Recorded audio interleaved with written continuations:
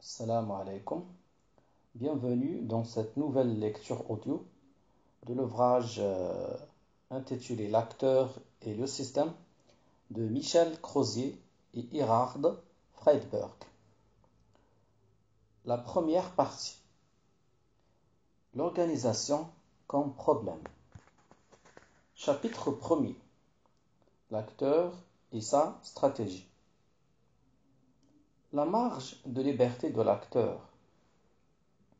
Nous vivons généralement avec une image tout à fait fausse de l'action organisée. Nous surveillons beaucoup trop la rationalité du fonctionnement des organisations.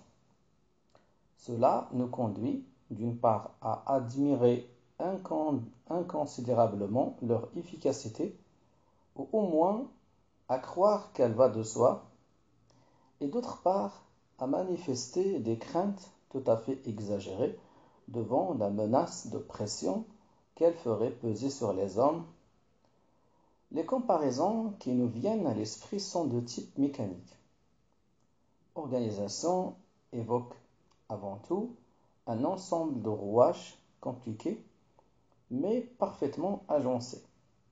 Cette horlogerie semble admirable tant qu'on l'examine seulement sous l'angle du résultat à obtenir, le produit qui tombe en bout de chaîne. Elle change en revanche radicalement de signification si on découvre que ces rouages sont constitués par des hommes. Elle devient alors le cauchemar des temps modernes.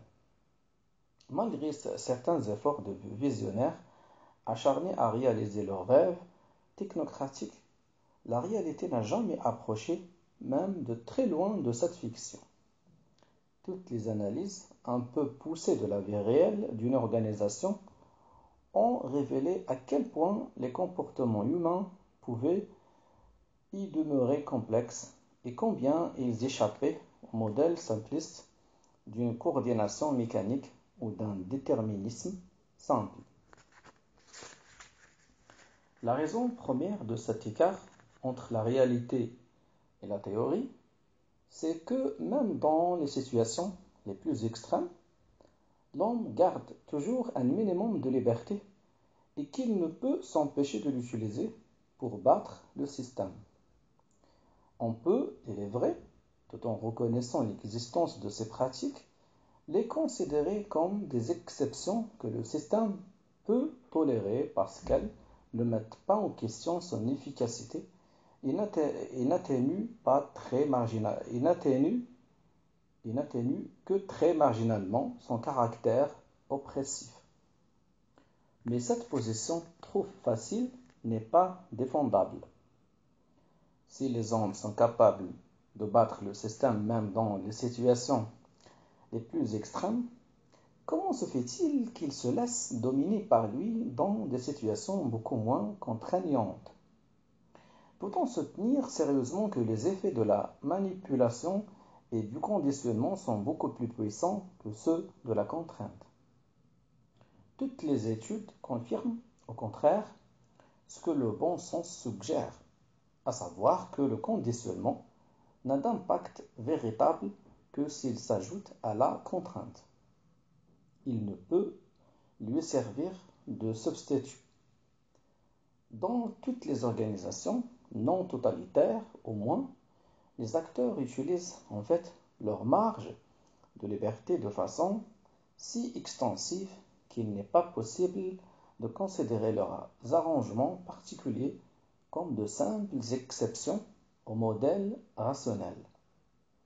Pour ne prendre qu'un exemple très simple, la conduite d'un individu face à ses supérieurs hiérarchiques au sein d'une organisation ne correspond absolument pas à un modèle simple d'obéissance et de conformisme, même tempéré par la résistance passive. Elle est le résultat d'une négociation et elle est en même temps un acte de négociation. Certes, l'autonomie du subordonné dans son travail et les traditions techniques et sociales de son métier parce qu'elle détermine largement la possibilité qu'on a non seulement de le remplacer, mais aussi de connaître la nature exacte des problèmes qu'il a à résoudre, donc de le contrôler, définissent de façon relativement étroite le champ de cette négociation. Mais la conduite de subordonné sera aussi fonction des possibilités qui s'offrent à lui de se coaliser avec ses collègues et de mobiliser ainsi leur solidarité. Elle dépendra en même temps de sa capacité à tirer de ces divers éléments et plus particulièrement de sa capacité à construire ses rapports avec autrui, à communiquer, à nouer et à renverser des alliances et plus profondément peut-être à supporter les tensions psychologiques qu'entraîne nécessairement tout risque de conflit. Elle dépendra enfin et surtout du choix qu'il fera du meilleur parti à prendre à partir d'une connaissance intuitive de tous ces éléments. Même dans ces situations de dépendance et de contrainte, non seulement les hommes ne s'adaptent donc pas passivement aux circonstances, mais ils sont capables de jouer sur elles et ils les utilisent beaucoup plus souvent qu'ils ne croient de façon active. Ainsi, telles règles ou telles prescriptions formelles qui apparaissent d'abord comme des contraintes seront détournées de leur sens pour devenir une protection contre le supérieur. Ainsi, un comportement agressif de colère qui paraît l'expression d'une pulsion affective non raisonnée de l'individu sera utilisé par lui comme un instrument pour se faire respecter et pour imposer son point de vue dans une situation non structurée et potentiellement conflictuelle. Comme de leur côté, les supérieurs vont utiliser les ressources que leur offre le contexte dans lequel ils se trouvent et les capacités qu'ils ont pu développer et que d'autre part, les conduites des partenaires vont s'influencer profondément les unes des autres en fonction des péripéties de la négociation. On admettra que c'est une réalité autrement complexe et en même temps contingente qui se révèle derrière le schéma d'horlogerie déterministe de départ. Certes, le modèle officiel, prescriptif, n'est pas sans influence. Il détermine, dans une large mesure, le contexte de l'action et donc les ressources des acteurs. Certes, on peut dire que les acteurs ne sont jamais totalement libres et que d'une certaine manière ils sont récupérés par le système officiel, mais c'est seulement à condition de reconnaître en même temps que ce système, en revanche, est tout autant influencé et même corrompu par les pressions et manipulations des acteurs. Au lieu de considérer uniquement les pratiques informelles comme des exceptions ou des accommodements dans le cadre de la logique traditionnelle, il faut donc aussi renverser la perspective pour essayer de comprendre le système officiel lui-même à partir d'une analyse plus réaliste des difficultés auxquelles il se heurte et même en allant plus loin comme une réponse à ces pratiques informelles et comme une solution aux problèmes que celles-ci posent. La même réflexion s'applique à toutes les théories déterministes du comportement au sein d'une organisation. Au lieu de considérer les comportements imprévus comme des exceptions, n'est-il pas en fin de compte plus fructueux de les utiliser comme des points de départ pour comprendre les limites et la signification réelle des contraintes et des conditionnements? Nous avons nous-mêmes, dans un précédent ouvrage, insisté sur le fait que, dans une organisation, l'homme ne pouvait être considéré seulement comme une main, ce que supposait implicitement le schéma taylorien d'organisation, ni même non plus seulement comme une main et un cœur, comme le réclamaient les avocats du mouvement des relations humaines. Nous avons souligné que les uns et les autres oubliaient qu'il est aussi avant tout une tête, c'est-à-dire une liberté, ou en termes plus concrets, un agent autonome qui est capable de calcul et de manipulation et qui s'adapte et invente en fonction des circonstances et des mouvements de ses partenaires. De ce fait, une organisation ne peut être analysée comme l'ensemble transparent que beaucoup de ses dirigeants voudraient qu'elle soit. Elle est le royaume des relations de pouvoir, de l'influence, du marchandage et du calcul. Mais elle n'est pas davantage l'instrument d'oppression qu'elle apparaît à ses détracteurs, car ces relations conflictuelles ne s'ordonnent pas selon un schéma logique intégré. Elle constitue le moyen pour d'innombrables acteurs de se manifester et de peser sur le système et sur leurs partenaires, même si c'est de façon très inégale. Contre les illusions des théoriciens de la domination et du conditionnement, mais aussi contre les fantasmes de toute puissance et de simplification qui surgissent constamment chez les hommes d'action, il faut donc affirmer avec force que la conduite humaine ne saurait être assimilée en aucun cas aux produits mécaniques de l'obéissance ou de la pression des données structurelles. Elle est toujours l'expression et la mise en œuvre d'une liberté, si minime soit-elle. Elle traduit un choix à travers lequel l'acteur se saisit des opportunités qui s'offrent à lui dans le cadre des contraintes qui sont les siennes. Elle n'est donc jamais entièrement prévisible car elle n'est pas déterminée, mais au contraire toujours contingente. Deuxième point, limite des raisonnements a priori. Si l'on admet que l'acteur individuel, en toute organisation, dispose d'une marge de liberté irréductible dans la poursuite de ses activités, il devient illusoire de vouloir chercher l'explication des comportements empiriquement observables dans la rationalité de l'organisation, dans ses objectifs, ses fonctions et ses structures, comme s'il s'agissait là d'un ensemble de données auxquelles les individus ne pourraient plus que s'adapter et qu'ils finiraient par intérioriser pour y conformer leur conduite. La tentation est alors grande de renverser entièrement la démarche et de partir non plus de l'organisation, mais de l'acteur pour chercher à comprendre le rapport entre l'individu et l'organisation à partir d'une réflexion et d'une analyse de l'acteur, de ses objectifs et de la logique de son action. Pour séduisante qu'elle apparaisse de prime abord, une telle démarche, comme nous voudrions le montrer maintenant, aboutit dans la pratique à des impasses comparables à celles du modèle rationnel. Raisonnons en effet de façon générale, pour ne pas dire universelle, et isolés de son contexte, de tels modèles sont obligés, pour boucler en quelque sorte leur analyse et pour aboutir à des propositions concrètes, sont obligés d'avoir recours à une série de postulats a priori sur le comportement humain. Ces postulats constituent autant de mécanismes de simplification qui ne résistent guère à une analyse empirique sérieuse. Le premier type de simplification est bien représenté par les premiers travaux de Chris Argyris.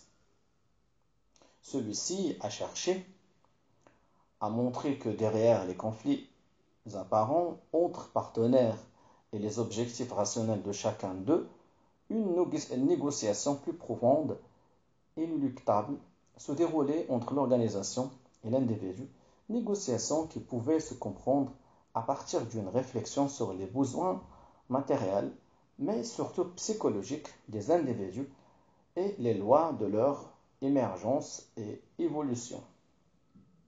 S'inspirant de la théorie motivationnelle de Abraham Maslow, Argyris diagnostique en effet chez l'individu une série de besoins psychologiques hiérarchisés que celui-ci cherche à satisfaire par sa participation à l'organisation. et il se propose de comprendre les étapes de développement, les dysfonctions et conflits organisationnels par l'analyse de la façon dont l'organisation a ou n'a pas pu satisfaire les besoins des individus. Le concept central dans une telle perspective, qui est aussi un précepte normatif, devient celui de congruence, ou fit entre les structures organisationnelles et les besoins psychologiques des individus, traités les uns et les autres comme des variables indépendantes. Un tel modèle, on le voit bien, privilégie indûment le rapport individuel de l'acteur à l'organisation et fait de celle-ci une entité abstraite, totalement détachée des acteurs qui la constituent. Il conduit, d'autre part, à réifier les besoins psychologiques des individus en fonction d'un postulat normatif difficile à admettre, selon lequel il existe pour les individus, et par voie de conséquence aussi pour les organisations, un modèle idéal de santé psychologique et morale et à interpréter tout le jeu organisationnel uniquement sur une telle dimension psychologique et morale. Pratiquement, en conséquence, il ne permet pas beaucoup mieux que le modèle rationnel de rendre compte de la complexité des comportements humains au sein d'une organisation qui déjoue toujours la plus savante des constructions motivationnelles, a priori. Une deuxième simplification, abstraite, cette fois, a été plus largement utilisée. Elle consiste à étudier la rencontre entre l'individu et l'organisation, non plus à partir des besoins théoriques de l'individu, mais à partir d'un schéma économique. Là, je pense qu'il veut dire des besoins psychologiques, pas théoriques. Non plus à partir des besoins psychologiques de l'individu, mais à partir d'un schéma économique de marché. On postulera que l'individu va chercher de toute façon à obtenir une rétribution équivalente à la contribution qui est effectivement la sienne. La négociation qu'il conduira avec l'organisation se placera toujours dans les limites de cette équation fondamentale.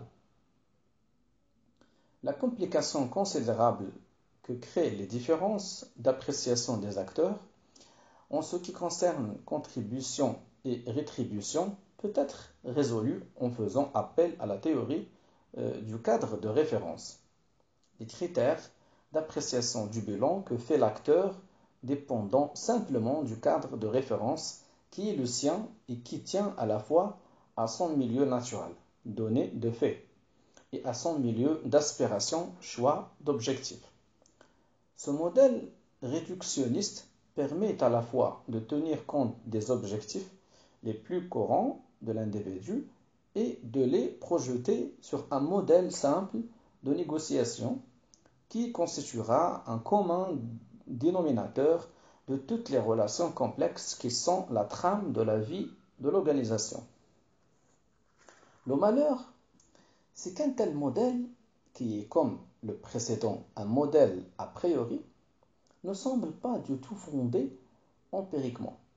Toutes les observations de l'acteur en situation, nous allons le voir par la suite, paraissent montrer en effet que celui-ci ne se détermine pas du tout en fonction d'un bilan qu'il établirait de ce qu'il a donné et de ce qu'il a reçu, mais au contraire en fonction des opportunités qu'il distingue dans la situation et de ses capacités à s'en saisir.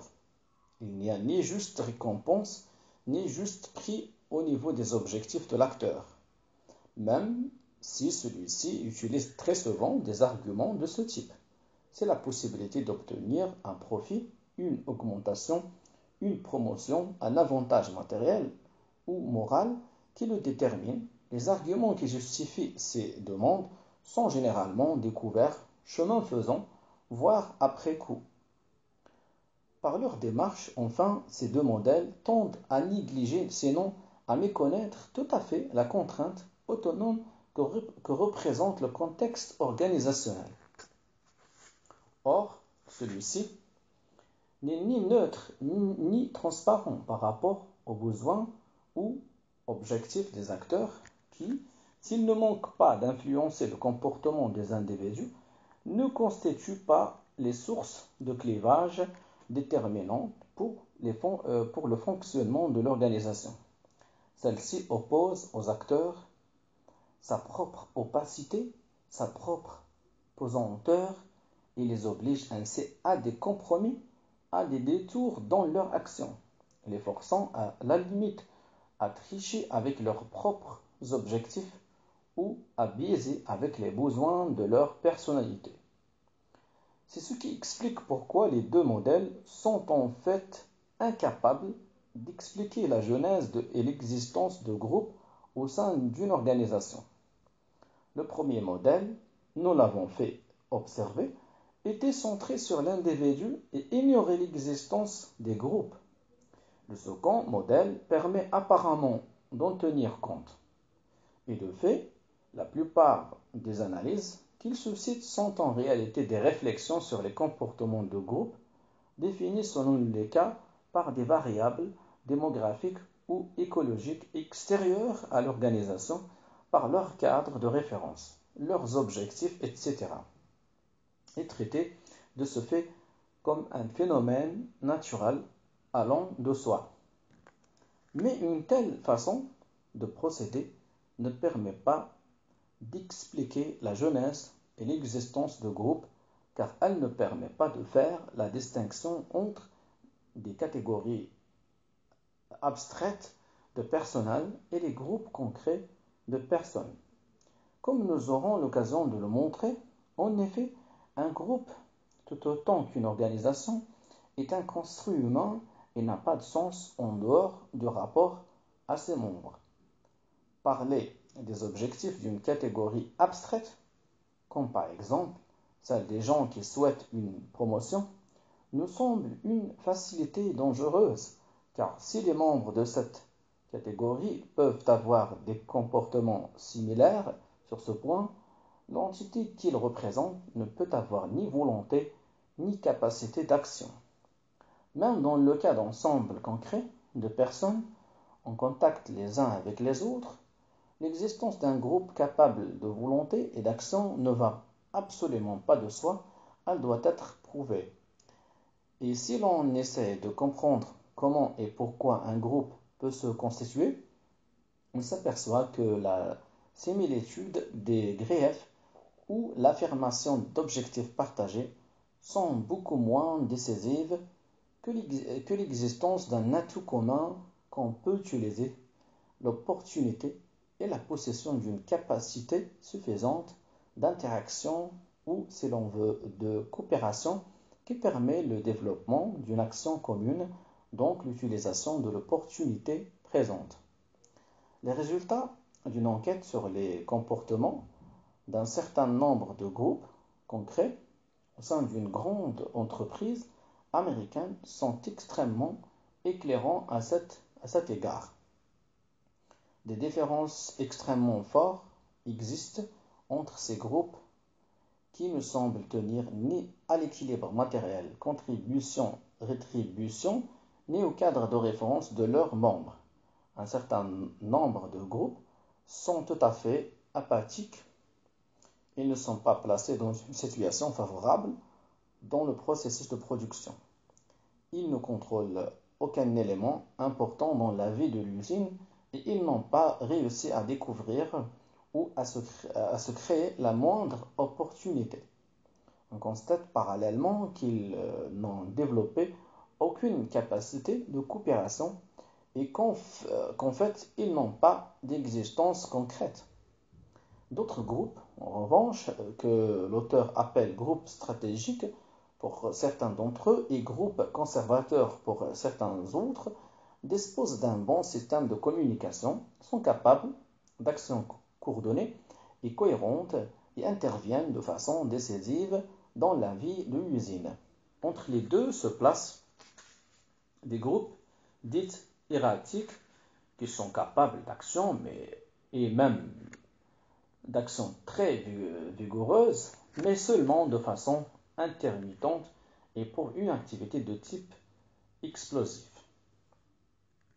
Ces différences de comportement apparaissent finalement comme relativement rationnelles si l'on tient compte de trois éléments: la situation stratégique dans le circuit de production, le degré de qualification professionnelle, dans la mesure du moins où il commande la liberté de l'autonomie dans la tâche, le degré d'interaction entre les membres du groupe, enfin.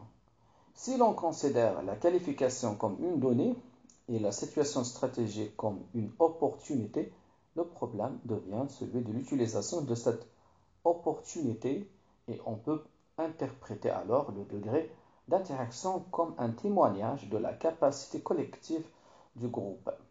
Le problème essentiel dans cette perspective devient celui de la genèse de ce construit humain qu'on peut ainsi mettre en évidence. Pour qu'il se développe, il faut une opportunité et une capacité. Les groupes apathiques ne possédant ni l'une ni l'autre. Les groupes hiérarchiques disposent d'opportunités, mais ils ont énormément de mal à les saisir car le trop grand nombre de leurs membres et les caractéristiques de leurs relations leur rendent très difficile de se coaliser de façon continue et organisée. Les groupes stratégiques et conservateurs, dont les membres sont moins nombreux et les capacités d'intervention plus grandes, ont pu au contraire se constituer avec le temps des capacités considérables. Ils ne sont pas seulement capables de se saisir des opportunités existantes, mais ils peuvent aussi réussir à s'en créer de nouvelles. Les groupes hiérarchiques, toutefois, peuvent éventuellement découvrir le moyen de s'organiser et ainsi de mieux utiliser les opportunités qui sont les leurs. Les groupes apathiques, de leur côté, peuvent, en développant une capacité, découvrir des opportunités ou développer une capacité en découvrant une opportunité. Rien n'est ici donné à l'avance et pour toujours. Troisième point, la démarche stratégique.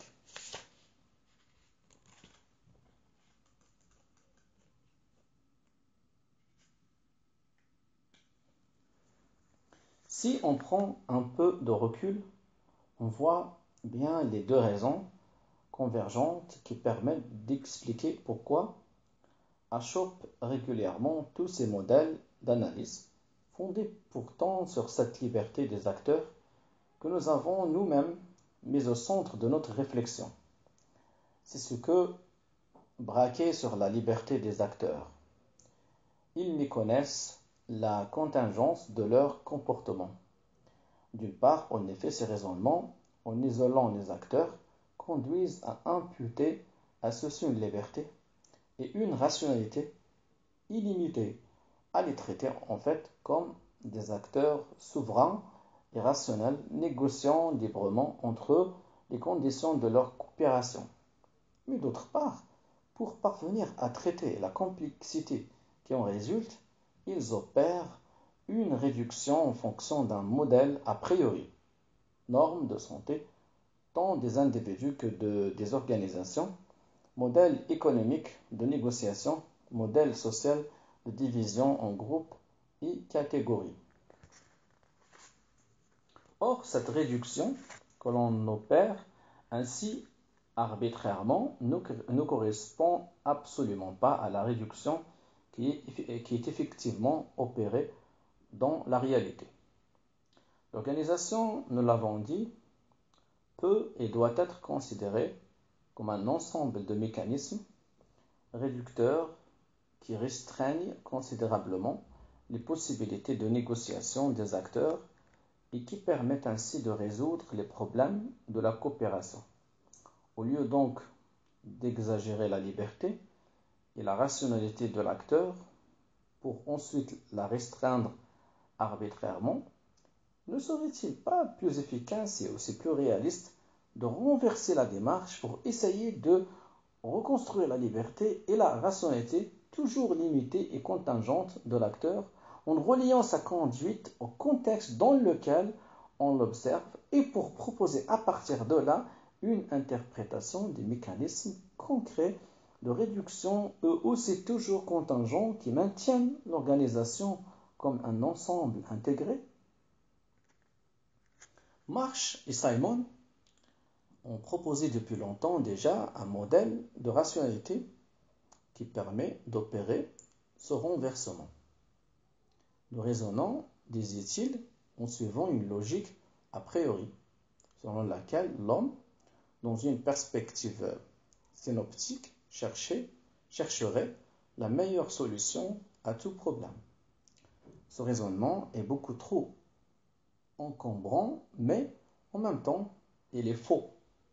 L'être humain est incapable d'optimiser sa liberté et son information sont trop limitées pour qu'il y parvienne. Dans un contexte de rationalité limitée, il décide de façon séquentielle et choisit pour chaque problème qu'il a à résoudre la première solution qui correspond pour lui à un seuil minimal de satisfaction. Si l'on admet ce modèle général de réflexion, alors les termes de la discussion changent. Tous les acteurs n'ont qu'une liberté restreinte et ne sont capables corrélativement que d'une rationalité limitée. Autrement dit, les acteurs, leur liberté et leur rationalité, leurs objectifs et leurs besoins, ou si l'on veut, leur affectivité, sont des construits sociaux et non pas des entités abstraites. Dès lors, le problème n'est plus celui du modèle d'explication choisi, mais celui de la démarche de recherche qui permettra de découvrir les conditions matérielles, structurelles, humaines du contexte qui limite et définit cette liberté et cette rationalité, et partant le sens des comportements empiriquement observables. Cette démarche, dont les premiers éléments sont déjà apparus dans la présentation des faits que nous avons apportés à la discussion, peut être définie autour du concept central de stratégie. Pour comprendre ce concept et l'usage que nous en faisons, il faut partir des observations empiriques suivantes. Première observation, l'acteur n'a que rarement des objectifs clairs et encore moins des projets cohérents. Ceux-ci sont multiples, plus ou moins ambigus, plus ou moins explicites, plus ou moins contradictoires. Et l'on changera en cours d'action, on rejettera certains, on découvrira d'autres, chemin faisant, voire après coup, ne serait-ce que parce que les conséquences imprévues et imprévisibles de son action l'obligent à reconsidérer sa position et à réajuster son tir. Ce qui est moyen à un moment sera donc fin à un autre et vice-versa. Il s'ensuit qu'il serait illusoire et faux de considérer son comportement comme toujours réfléchi, c'est-à-dire médiatisé par un sujet lucide calculant ses mouvements en fonction d'objectifs fixés au départ. La deuxième observation empirique, pourtant son comportement est actif. S'il est toujours contraint et limité, il n'est jamais directement déterminé.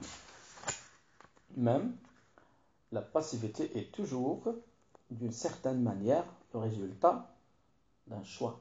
La troisième observation, et si tu as un comportement qui a toujours un sens, le fait qu'on ne puisse le rapporter à des objectifs clairs, ne signifie pas qu'il ne puisse être rationnel, tout au contraire. Au lieu d'être rationnel par rapport à des objectifs, il est rationnel d'une part par rapport à des opportunités et à travers ces opportunités au contexte qui les définit et d'autre part par rapport au comportement des autres acteurs, aux parties que ceux-ci prennent et au jeu qui s'est établi entre eux. Quatrième observation, c'est enfin un comportement qui qui a toujours deux aspects. Un aspect offensif, la saisie d'opportunités en vue d'améliorer sa situation, et un aspect défensif, le maintien et l'élargissement de sa marge de liberté, donc de sa capacité à agir. Cette opposition se retrouve sans qu'il y ait nécessairement équivalence dans une perspective temporelle. Gain à court terme contre investissement. L'important restant la dualité et non pas la signification des termes. 5. Il n'y a donc plus à la limite de comportement irrationnel. Il n'y a donc plus à la limite de comportement irrationnel. C'est l'utilité même du concept de stratégie que de s'appliquer indifféremment aux comportements en apparence les plus rationnels et à ceux qui semblent tout à fait erratiques. Derrière les humeurs et les réactions affectives qui commandent ce comportement au jour le jour, il est en effet possible à l'analyse de découvrir des régularités qui n'ont de sens que par rapport à une stratégie. Celle-ci n'est donc rien d'autre que le fondement inféré ex post des régularités de comportement observées empiriquement. Il s'ensuit qu'une telle stratégie n'est nullement synonyme de volonté, pas plus qu'elle n'est nécessairement consciente. Pour prendre un cas limite, on pourra de la même façon parler de la stratégie rationnelle d'un schizophrène qui, devant des pressions extrêmes auxquelles il ne peut faire face avec les ressources à sa disposition, adopte un comportement schizophrène, c'est-à-dire choisit la schizophrénie pour résoudre ses problèmes. Ou, en paraphrasant Sartre, on pourrait dire que l'évanouissement de peur devant un danger imminent et inéluctable constitue la stratégie d'un individu qui, ne pouvant changer le monde qui le menace, choisit de changer la conscience qu'il a de ce monde en s'évanouissant. La réflexion sur l'acteur, toutefois, n'est pas suffisante puisque son comportement ne peut se concevoir en dehors du contexte d'où il tire, nous l'avons vu, sa rationalité. La principale vertu du concept de stratégie, c'est de forcer au dépassement et de le rendre possible, alors que la réflexion en termes d'objectifs tend à isoler l'acteur de l'organisation à qui elle l'oppose. La réflexion en termes de stratégie oblige à chercher, dans le contexte organisationnel, la rationalité de l'acteur et à comprendre le construit organisationnel dans le vécu des acteurs. Quatrième point, stratégie et pouvoir. Mais comment pouvons-nous aborder ce que nous appelons de façon imprécise en fonction de la perspective dans laquelle nous l'envisageons, le contexte organisationnel ou le construit organisationnel? Un second concept est maintenant indispensable. C'est celui de pouvoir qui va permettre d'éclairer autrement l'acteur et sa stratégie et de compléter dans une perspective empirique pratique la démarche stratégique. Pour concrétiser ce qui est ici en cause, reprenons le cas maintenant bien connu des ateliers du monopole industriel. On se souvient des caractéristiques du contexte organisationnel des ateliers de production du monopole. 3 catégories de personnel s'y trouvent face à face. Les chefs d'atelier, qui malgré leur nom, sont plutôt des contremaîtres chargés de la surveillance générale dans les ateliers. Les ouvriers de production, de qualification faible, ils seraient dans l'industrie privée. Affectés aux machines, les ouvriers d'entretien, enfin, une douzaine par atelier, très qualifiés au contraire, responsables chacun de l'entretien courant et de petites réparations de 3 à 6 machines qui sont attribuées à chacun d'eux personnellement et de façon fixe. La séparation entre ces trois catégories est très nette. Le contenu de la fonction de chacune est clair, profondément distinct de celle des autres et ne porte ni aux échanges ni à la coopération. Cela d'autant moins que personne dans l'une ou l'autre catégorie ne peut espérer ou craindre d'être promu ou rétrogradé de l'une à l'autre. L'organisation technique des ateliers renforce cette impression de fixité et d'impersonnalité du contexte structurel. La rationalisation et la spécialisation des tâches sont très poussées, des normes de production établies de manière objective et des primes de rendement règlent la fabrication. Chaque agent est spécialisé et sait ce qu'il a à faire et comment. Surtout, rien dans l'atelier n'est laissé au hasard ou à l'arbitraire des individus. Des règles impersonnelles prévoient en effet une solution à tout problème qui pourrait se poser. Bref, rien en principe n'est laissé à l'arbitraire des individus et à la négociation interpersonnelle. Il ne devrait plus y avoir de raisons, de tension ou de conflit puisque tout est prévu d'avance et que chacun se trouve à sa place. Mais le contexte organisationnel des ateliers ne se résume pas à un ensemble de dispositions ou de données structurelles et techniques. C'est aussi, voire avant tout, un ensemble de relations qui, formant le vécu des acteurs, témoignent des stratégies qu'ils poursuivent dans ce contexte les uns à l'égard des autres et renvoient aux relations de pouvoir sur lesquelles se fonde le construit organisationnel des ateliers. Reprenons donc les données sur les attitudes et comportements des acteurs réunis par l'enquête. Les relations entre ouvriers de production et chefs d'atelier, tout d'abord, sont faibles et peu valorisées. Les ouvriers de production qui ne se sentent guère engagés, ni affectivement ni psychologiquement dans les relations qu'ils ont avec leur chef, ne manifestent ni beaucoup d'appréhension ni beaucoup de respect pour leur rôle d'encadrement. Mais dans l'ensemble, les relations sont plutôt bonnes et surtout sans histoire. Des deux côtés, la note dominante en semble être la sérénité. Les relations interpersonnelles sont cordiales et tolérantes, mais finalement, ni les ouvriers de production, ni les chefs d'atelier ne semblent y attacher une grande importance. Les relations entre ouvriers de production et ouvriers d'entretien, en revanche, sont marquées par un climat tendu et conflictuel. Les ouvriers de production semblent profondément engagés psychologiquement et affectivement dans ces relations et font preuve d'une hostilité sourde qu'on se serait plutôt attendu à trouver dans leurs relations avec les chefs d'atelier.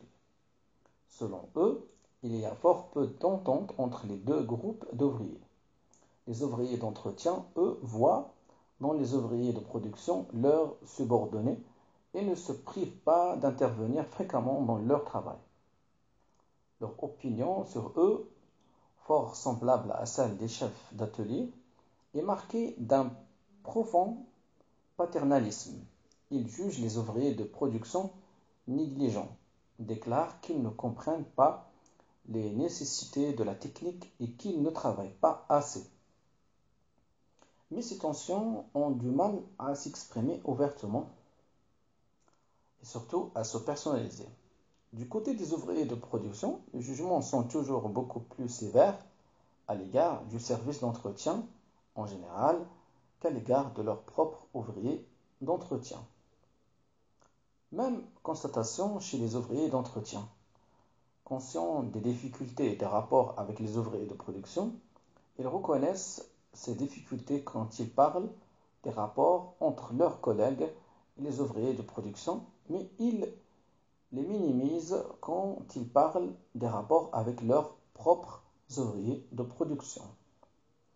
Les relations entre ouvriers d'entretien et chefs d'atelier, enfin, sont ouvertement hostiles et conflictuelles et comportent pour chaque partenaire une forte charge émotionnelle. Les ouvriers d'entretien critiquent sévèrement la compétence des chefs d'atelier et leur dénient en outre toute importance dans les ateliers. Les chefs d'atelier, quant à eux, s'ils sont également critiques à l'égard des ouvriers d'entretien, font cependant preuve dans leurs réponses de quelques embarras, comme s'ils hésitaient à s'engager sur ce terrain. Par ailleurs, on peut remarquer que les ouvriers d'entretien semblent d'autant plus satisfaits de leur travail et de leur situation personnelle qu'ils se montrent par ailleurs agressifs à l'égard des chefs d'atelier. En revanche, les chefs d'atelier semblent d'autant plus satisfaits de leur situation personnelle qu'ils se montrent par ailleurs résignés. Ce vécu relationnel reprend sens et cohérence si on se rappelle la position prédominante des ouvriers d'entretien qui sont en fait les véritables patrons des ateliers. La mise en évidence de cette structuration du pouvoir et des opportunités ou contraintes qu'elle impose ou fournit respectivement aux différentes catégories de personnel permet de comprendre la rationalité des stratégies dominantes que l'on peut déceler dans chacune d'elles. Et tout d'abord, sa mise en évidence permet de comprendre la signification rationnelle de l'agressivité dont tous les ouvriers d'entretien, indépendamment de leur personnalité, font preuve, notamment dans leurs commentaires sur les chefs d'atelier. Certes, ils occupent une situation très favorable face à leurs concurrents, mais c'est une situation en quelque sorte usurpée, car leur pouvoir est illégitime, non reconnu par la ligne hiérarchique. Leur agressivité à l'encontre des chefs d'atelier, jointe aux méthodes qu'ils emploient pour garder le monopole de la compétence en matière de réparation, peut ainsi s'analyser comme une stratégie visant à tenir ceux-ci à distance dans un état d'infériorité pour prévenir toute tentative de contestation. On comprend aussi mieux dans cette perspective que leur satisfaction croisse en même temps que leur agressivité, cette dernière étant la condition en même temps que le signe de leur réussite. Les chefs d'atelier, en revanche, se trouvent dans une situation où ils sont relativement démunis. Ils n'ont en effet aucun moyen d'exercer réellement l'autorité hiérarchique que leur confère l'organigramme. À moins de quitter l'organisation, c'est en acceptant leur situation d'infériorité, en diminuant leur engagement et en se résignant qu'ils arrivent le mieux à tirer leur épingle du jeu. Car ils savent d'expérience qu'ils ne pourront pas changer véritablement les données de leur situation. La participation apathique, la résignation dont font preuve les chefs d'atelier peuvent elles aussi se comprendre comme une stratégie dont on découvre la rationalité en la rapportant à la structure de pouvoir. Les ouvriers de production, enfin, se trouvent sous la dépendance directe et personnalisée des ouvriers d'entretien, dont le bon vouloir leur est indispensable. Ces derniers les dominent donc sur toute la ligne, même sur le plan syndical, où ils fournissent les leaders. Aussi, les ouvriers de production tiennent-ils à garder de bonnes relations avec eux, tout au moins ouvertement. Mais simultanément, de façon sourde et biaisée, ils font sentir leur hostilité aux ouvriers d'entretien qui d'ailleurs, nous l'avons vu, en sont bien conscients. Référés à leur situation dans le champ de pouvoir des ateliers du monopole, de telles attitudes ou comportements ambivalents ou hypocrites reprennent leur sens et sont un excellent moyen pour les ouvriers de production pour à la fois garder de bonnes relations avec les ouvriers d'entretien, tout en pesant sur eux pour les empêcher d'abuser par trop de leur situation dominante. On voit donc que malgré un modèle d'organisation tout à fait exceptionnel, tout proche en théorie du modèle de l'organisation rationnelle, l'analyse empirique du vécu des acteurs permet de déceler chez chacune des catégories de personnel l'existence d'une stratégie dominante, stable, autonome et bien caractérisée qui ne pouvait pas être prévue et qui effectivement n'avait pas été prévue par ceux qui ont présidé à l'élaboration de l'organigramme. Le cas des ateliers du monopole industriel permet donc d'analyser de façon presque expérimentale, à cause de la clarté et de la simplicité même des données, le développement d'un construit organisationnel. Ce construit est fondé sur l'instauration de relations de pouvoir là où le législateur industriel avait cru ou voulu organiser des rapports simplement techniques. Ce construit correspond donc à une certaine structuration du pouvoir entre les parties en présence, structuration tout entière caractérisée, nous l'avons déjà dit, par la situation privilégiée et la supériorité des ouvriers d'entretien qui, à travers leur monopole d'entretien et de réparation, déterminent et la fréquence et la durée des arrêts des machines et par là l'ampleur des inconvénients que de tels arrêts comportent pour les ouvriers de production. Et les stratégies en présence ne se comprennent que par rapport à cette structuration du pouvoir qu'elles conditionnent en retour. Pour essayer de comprendre la dynamique de la vie organisationnelle, il faut donc maintenant passer à une analyse de ce phénomène, de ses fondements, de sa logique propre. C'est là l'objet du prochain chapitre. Voilà, donc terminé le premier chapitre.